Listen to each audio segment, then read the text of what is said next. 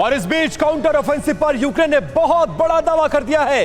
Donetsk Zaporizhzhia में हमें बढ़त मिल रही है, यूक्रेन ये दावा करता हुआ नजर आया। रूसी कब्जे वाले इलाकों में अंदर घुस गए हैं यूक्रेनी सैनिक। देखिए डोनेट्स्क ज़ैपोरिज़िया एक वक्त में ये तमाम इलाके यूक्रेन के थे जिनको रशिया ने छीन लिया, लेकिन एक बार फिर से इन इलाकों में बढ़त लेते हुए नजर आ रहे हैं यूक्रेनी सैनिक और काउंटर ऑफेंसिव पर यूक्रेन ने यह बड़ा दावा किया है।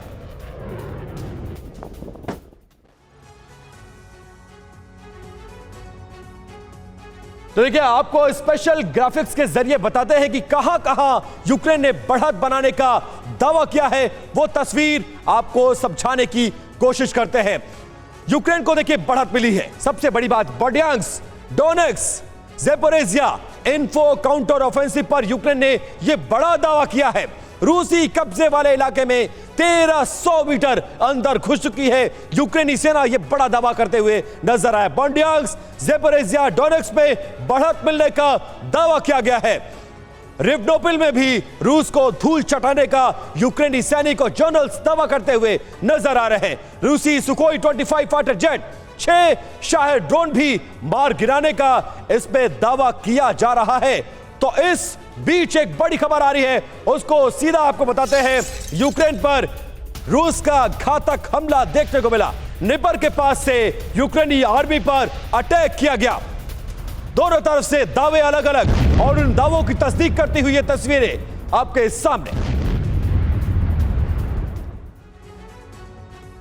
अब क्या है वैगनर विद्रोह, पुतिन के एटमी अटैक का मास्टर प्लान, ये आपको बताते हैं। क्या परमाणु प्रहार कर पुतिन यूक्रेन को खत्म करने वाले हैं? यह सवाल इसलिए क्योंकि पुतिन के प्लान को लेकर बहुत ही हैरत अंगेज खुलासा हुआ है। पुतिन ने वैगनर को बेलारूस में इसलिए शिफ्ट किया ताकि वो यूक्रेन पर एटमी प्रहार कर सके और रूस का नाम भी ना आए। तो सवाल ये कि आखिरकार यूक्रेन विध्वंस का पुतिन का नया विनाशक प्लान क्या है, वो इस रिपोर्ट में देखिए।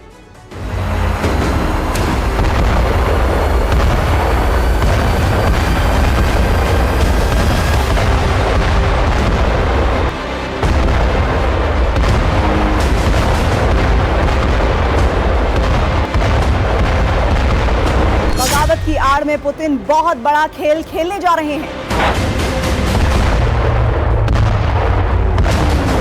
विद्रोह के बहाने पुतिन महाविनाश करने जा रहे हैं।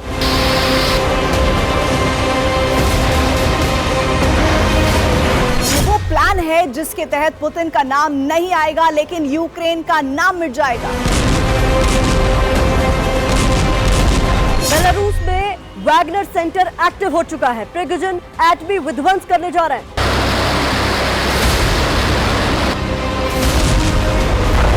यकीन करना मुश्किल है पर सच यही है। विद्रोह के पीछे पुतिन की सोची समझी रणनीति थी, या यूं कह लीजिए कि वैगनर विद्रोह ही क्रेमलिन के इशारे पर हुआ था। सवाल यही है कि आखिर पुतिन ने ऐसा क्यों करवाया? इसके पीछे उनका विध्वंसक प्लान क्या है? इस एक्सक्लूसिव वॉर रिपोर्ट में TV9 भारतवर्ष यही खुलासा करने जा रहा है। विद्रोह वापस लेने के बाद वैगनर चीफ प्रिगोजिन, उनके वॉर कमांडर्स, उनके हजारों लड़ाके बेलारूस शिफ्ट हो चुके हैं। वैगनर लड़ाके हथियारों के साथ यहां पहुंचे हैं। अब बेलारूस ही वैगनर का नया और परमानेंट हेडक्वार्टर बन चुका है।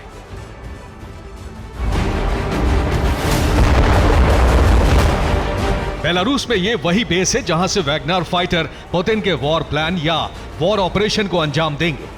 पुतिन के आदेश पर ही वैगनर सेना को बेलारूस शिफ्ट किया गया है, लेकिन अब पुतिन सार्वजनिक तौर पर यह दिखा रहे हैं कि उनका प्रिगोजिन या वैगनर लड़ाकों से कोई लेना देना नहीं है।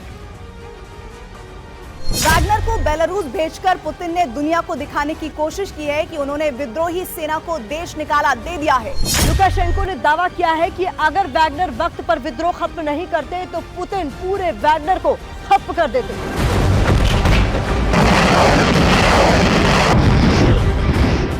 लुकाशेंको के मुताबिक पुतिन ने वैगनर को खत्म करने का फाइनल फैसला ले लिया था, लेकिन उससे पहले ही प्रिगोजिन ने अपनी सेना को वापस बुला लिया।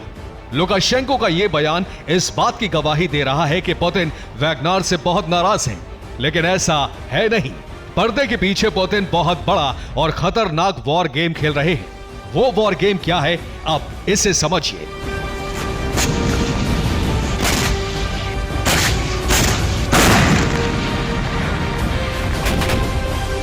वैगनर को बेलारूस इसलिए शिफ्ट किया गया है ताकि पर्दे के पीछे से वैगनर लड़ाके क्रेमलिन के वॉर प्लान को अंजाम तक पहुंचाएं।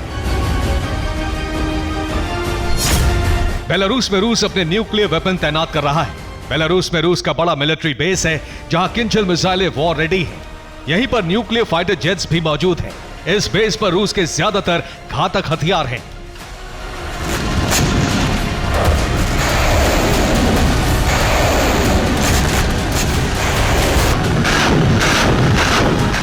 बहुत संभव है कि आने वाले वक्त में पुतिन वैगनर के जरिए यूक्रेन पर एटमी प्रहार करवा दें।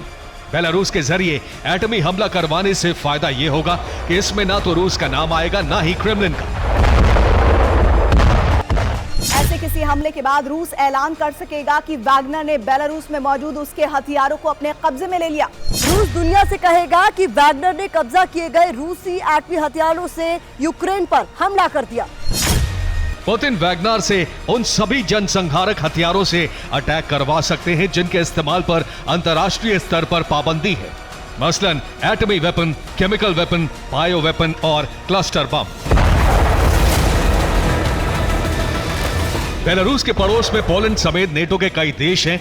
वैगनर इनके लिए भी बड़ा खतरा बन जाएंगे। पोलैंड के प्रेसिडेंट ने इसका डर अभी से ही जता दिया है। बेलारूस में वैगनर लड़ाकों को शिफ्ट किया जा रहा है, यह हमारे लिए बहुत ही खतरनाक संकेत है। वैगनर से खतरे का ऐसा ही डर लिथुआनिया के राष्ट्रपति ने भी जाहिर किया है। हालांकि नेटो चीफ ने कहा है कि नेटो ना सिर्फ वैगनर की गतिविधियों पर नजर रखेगा, बल्कि अगर उसकी तरफ से कोई खतरा उत्पन्न होता है तो उसका जवाब भी दिया जाएगा। इसी के साथ स्टोल्टनबर्ग ने यह भी कहा कि रूस को कमजोर समझना नेटो की सबसे बड़ी गलती होगी। We must not underestimate Russia. So it's even more important that we continue to provide Ukraine with our support. We are, of course, closely monitoring the developments, and we have already increased our readiness, our preparedness, and our military presence in the eastern part of the alliance.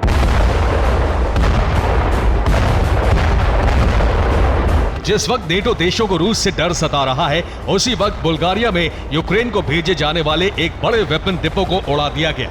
Bulgaria ने रूस पर आरोप लगाया है। इस हमले के बाद बेलारूस के आसपास मौजूद नेटो देशों की टेंशन बहुत बढ़ गई है। उधर रूस के थिंक टैंक ने यूक्रेन पर एटमी हमले की मांग शुरू कर दी है। पुतिन को न्यूक्लियर अटैक करने की सलाह दी गई है। तो सवाल यही है कि क्या यूक्रेन पर अब परमाणु प्रहार होने वाला है? क्या इस काम को अंजाम प्रिगोजिन और उनके लड़ाके देंगे? क्या वैगनर की बगावत एटमी हमले का मास्टर प्लान है, वो मास्टर प्लान जिसे खुद पुतिन ने तैयार किया है? ये वो सवाल हैं जिनका जवाब बहुत जल्द मिलने वाला है। Bureau report, TV9, Bharatvarsh.